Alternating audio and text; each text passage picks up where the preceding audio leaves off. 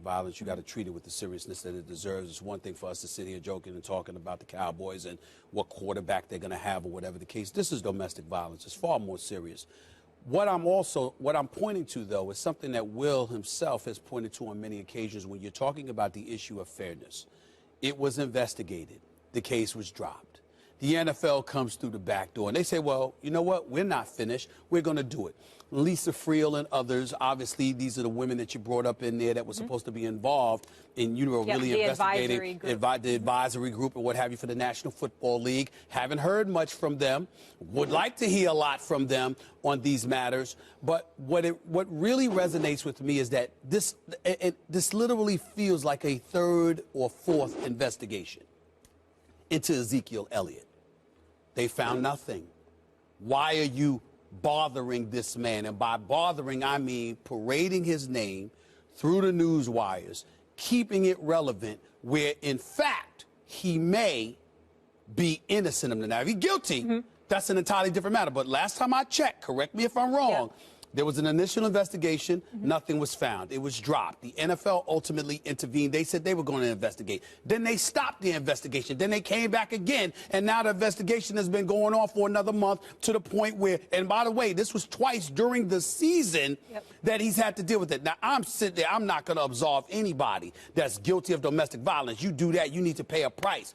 But if you haven't found anything, to just leave it dangling out there, to me, is an engagement in cruelty towards him. Let me just add one thing, and Please. excuse this phrase that it could appear to be a witch hunt, but the NFL has botched this so many times that I give them a little bit of credit that they keep doing their due diligence to make sure they get it right, because they can't get another one of these situations wrong. So in that sense, I understand it's taking too long, but I'd rather them check and recheck and make sure so they don't have another situation. But you know what about that, Molly? Where they mess it up. That, you know, several generations ago, it was like a little big man reference, a Dustin Hoffman movie, where General Custer says, you are the perfect reverse barometer. This guy, whatever he said, do the opposite. And then a generation ago, it was George Costanza. You know, do the opposite of every impulse you have. And that became the cultural reference. And now it's basically the NFL. The NFL is the perfect reverse barometer. Do the opposite of your impulses. So I think the sense of the NFL now, Molly, is that if they're doing it, it's the opposite. And it seems to be an earned reputation. Something serious happens. Everyone's like, boy, that's really serious. They should really come down hard, and they treat it with a light touch. You go, what? And then something else happens that seems, not in this case trivial, but some would say Deflategate, or in this case, it seems that there's a lack of evidence, and they come down really hard or drag it out, and it just feels to people that, at least that's the sense that I get, that, well, if the NFL is thinking, treat it with a light touch, it must deserve a heavier hand. And if they're bringing down the hammer, it must mean that actually they need to have a lighter touch here. They've kind of positioned themselves that way. I have a huge problem with how long they've drug out this investigation. And people will probably accuse me of being a fan of the Dallas Cowboys, and that's why, but here's why. It's because I'm a fan of the truth. And I don't believe the NFL's goal in dragging this out is to find the truth. I believe the NFL's goal is to keep their finger in the water pot to see how long they can wait to know the exact temperature. The temperature being the public relations outcry.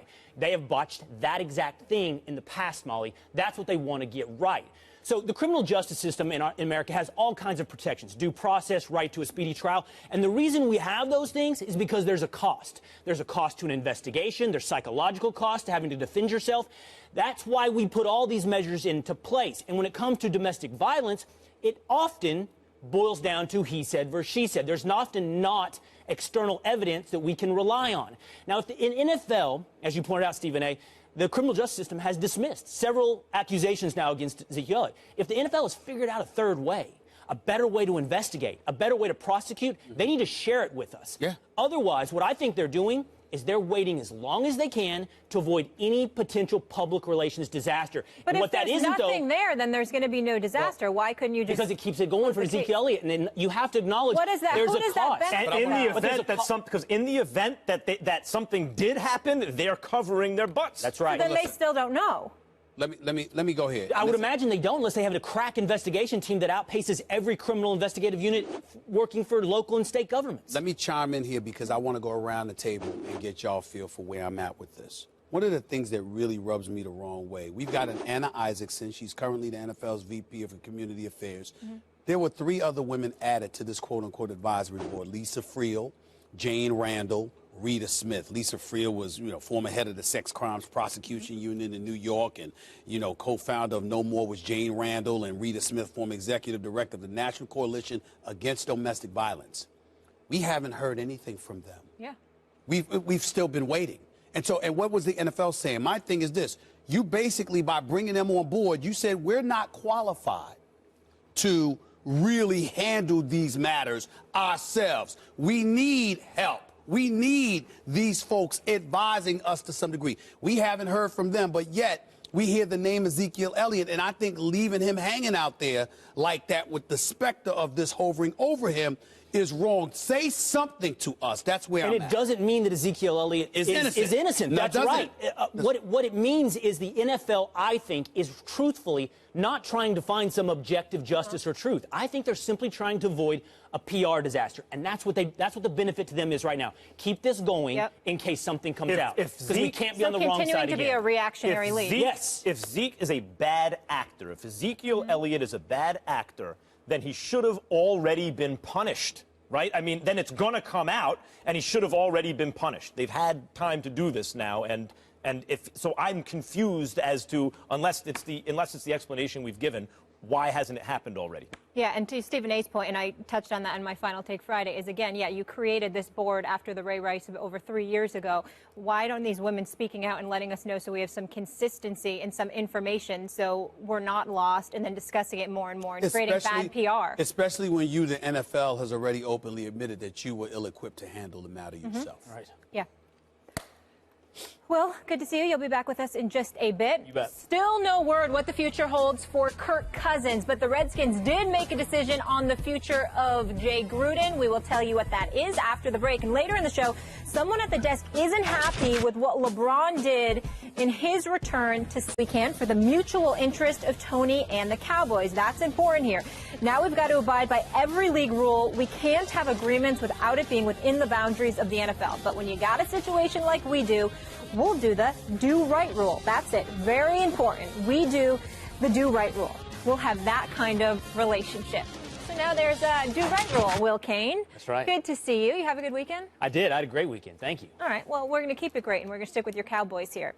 Do you like how Jerry's handling this? I do. I mean, I think it's virtually genius. I think Jerry Jones... Genius? I think Jerry Jones gets a very bad rap. He doesn't get near enough attention for how he manages this team, especially over the last several years. I know Max likes to give all credit to Stephen Jones, who deserves a ton of credit, but let's not forget who's at the top, where the buck stops, and it stops with Jerry. And in this particular situation, the Tony Romo situation, I think he's hitting it right down the middle of the fairway. Let me tell you, as a Cowboy fan, there's this rumor over the last couple of days of this three-way trade that could possibly, conceivably send Romo to Washington. That's a joke. It's a nonsense joke, right? But it's one of the worst scenarios as a Cowboys fan you can imagine. Maybe going to Philadelphia is worse. But there's another scenario that's slightly worse than Romo being traded to the Redskins. And that is Romo being released and electing to go to the Redskins with no compensation for the Cowboys. So what I think the Cowboys, and more specifically Romo's team, is doing, this is probably coming from Romo's agents, is just chumming the waters. Let's see what kind of market is out there for Tony Romo. Let's see if there's a trade value. Denver, reportedly, according to Mike Fisher, Dallas area reporter, says Denver's really interested in Romo, should he become free. So Dallas is just trying to find, is there a trade market in this last week before March 9th, before we have to release Romo to the world? And if that happens, I think the do-right rule is exactly right. I think the relationship those two men have means you can say, look, man, don't go to Washington. Tony, you're not going to do that to us, right? And Tony's going to say, I'm not going to do that. Will you please release me, though, and let me go where I want instead of trading me someplace that I don't want to be? The do-right rule is perfect. Jerry handling it perfectly. Go ahead. I agree with Will. I think you're right about this, and I've been saying all along, look, let's start with what the Dallas Cowboys needed to start the season last year. They needed a backup quarterback. They thought they drafted one who would also be their quarterback for the future. As it turns out, Romo is so injury-prone he couldn't stay on the field, which most could have told you. And Dak took over, and not took over, but looked like the real deal from preseason right through his almost comeback in the playoffs. He is the real deal. So now in the line item that says quarterback for the Cowboys, They have the same money budgeted. They can afford their starter and their backup, which they would have had to do anyway. It's just the identities have been switched, and it's confusing people. I understand Cowboys fans getting greedy at this point. Well, if we got our starter, why spend all that money on the backup? Why? Because it's a violent sport, and your starter can get hurt. And it also preserves Tony Romo, who, for those who think he's still better than Dak Prescott, well, okay, you can actually make an argument he is. And then you'd have a healthy Tony Romo who's been rested and yet getting reps with the team. I mean, it's an ideal situation at quarterback. Now, do I like the way Jerry Jones is handling this? Could you write Jerry Jones any better? With the Arkansas twang, coming off as a country hustler, huge ego, owner of the Dallas Cowboys, doing all this stuff. I love it. We're in the sports media business. He's good for business. And in this case, good at business. He's good at business. He's right. You finished? For now. First of all, you should be ashamed of yourself, being a native New Yorker with the drivel you just threw out there. And I'm beginning to like you less and less. Don't pretend like that was possible. You two are something else. I can't believe y'all are not picking up on this. This is disgraceful. This is absolutely disgraceful on the part of Jerry Jones. And I'm going to tell you why. Because every living thing he does says one thing and one thing only. Boy, I wish I had Tony Romo. I could keep him because I really don't want Dak Prescott. I don't care that he threw for 3,667 yards. I don't care that he only threw 4 interceptions the entire season. I don't care that he completed 68% of his passes. I don't care that he made us relevant. I don't care that he was 13-3. I don't care that this brother right here has solidified my future at the most important position on a football field, possibly for the next decade and beyond. None of that matters. I'm sure it doesn't matter to Will Kane.